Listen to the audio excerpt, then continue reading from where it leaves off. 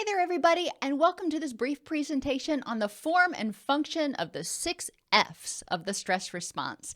I'm your host, Dr. Elise Snipes. So let's talk about the stress response first. The stress response also can be thought of as your HPA-Axis. When your HPA-Axis, when your brain perceives there's a threat, the HPA-Axis kicks into gear and secretes a variety of excitatory hormones and neurochemicals to give you energy to help you stay safe, to help you focus, to help you basically fight or flee. But we've recognized over the years that people respond to stress differently, and it's not just fight or flee. So exactly what happens when your stress response system is kicked off? The first one we'll start with is fight. Some people, when they encounter adversity, when they encounter a threat, when they encounter stress, drop back into fight mode. And this can be verbal or physical, and it can be aggressive or assertive. Fight does not necessarily mean punching somebody out. It can mean deciding, I don't like the way this is going, so I am going to fight. I am going to do what I need to do. I'm going to direct my energy to trying to change the situation. So fight does not always mean aggression. Sometimes it does. When people feel like they are backed into a corner, or if they feel that there is an imminent threat, they may become aggressive as a means of pushing people away, pushing people back, or trying to regain some element of power and control. Flee is the next traditional option that we talk about in terms of form and function. And that doesn't necessarily mean running away. That's what you first think about when you think fight or flee. But flee has a variety of different nuances to it. You can emotionally leave the situation. Some people just flee the situation by shutting down. They shut down their emotions. They may flee the situation by avoiding it. You know that a confrontation with somebody is sort of inevitable the next time you see them, so you may avoid them. So you're fleeing or avoiding that situation. You can also flee by choosing to let it go. And not every threat requires a response. Some things are not worth your energy. So sometimes you may just leave the situation, either emotionally or physically, by choosing to let it go. Now, obviously, you can physically flee as well. You can physically leave situations, avoid interacting with people, etc. The third F, now we get into some of the more newer concepts in terms of Fs, is frantic. And one of my viewers brought this up, and I thought it was a really good point, and it was an F that I added to the stress response, and it's frantic. Sometimes when people experience that threat, they don't necessarily perceive it as fighting, and you could think of frantic in some ways as fighting, but frantic has an element of anxiety to it. People who react in a frantic way to fears of abandonment, to fears of losing a job, or whatever the case may be, when they react frantically, they may plead with the other person, please don't do this. They may do whatever they think is going to pacify the other person or change the situation. They may try to cajole the person or manipulate them. And sometimes when you're talking about frantic, it's not necessarily even with another person. If you get diagnosed with an illness, you may frantically try to deal with that. You may all of a sudden start eating a whole bunch better, or starting to exercise and changing your life, just totally upheaving everything that you normally do. And that may be a frantic response to an unpleasant situation. The next F is freezing. Some people freeze kind of like a deer in headlights. And this can kind of be thought of physically as an adaptive response.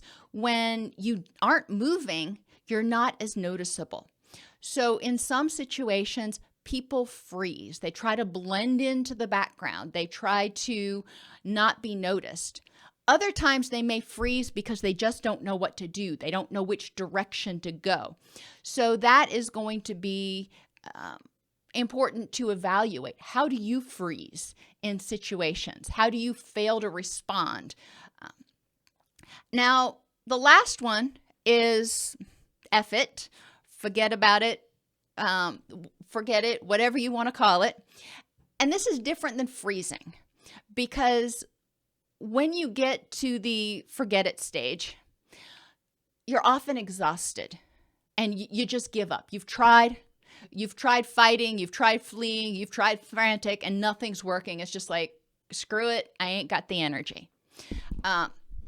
And we see this a lot in people who experience chronic stress. They get to this place of physical, emotional, cognitive burnout, and they just can't. Things happen in their life and they're just so burned out from everything else. They look at this new stressor and they're like, you know what? I just can't. And that is an indication that your body has been exposed to extreme stressors for a lot of time and is really struggling when your brain says, you know what, I just don't have anything left to give. And it's important to start addressing that as well. Even if you're not responding to a situation, if you don't have the energy, that's a clue that other things are going to start to go amiss pretty quickly. Journaling prompts. What does each F look like for you? When you're in fight mode, what does that look like? In what ways do you flee? Some people, again, flee physically. Other people may flee emotionally. Go through each of your Fs and figure out what they look like for you. How have those behaviors been rewarded in the past? We don't do things that haven't been rewarded most of the time. So if your go-to is frantic or your go-to is fighting, in what ways has that response been rewarded? Why is that your strongest response? And is it the most helpful? And finally, do different things trigger different Fs for you?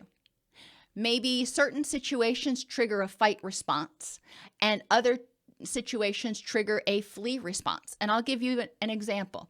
When it comes to my kids, something goes wrong, Mama Bear comes out, and it's a fight response. I am going to advocate for them and make sure that they are getting their needs met, or they're in a situation that's safe, or whatever the case may be.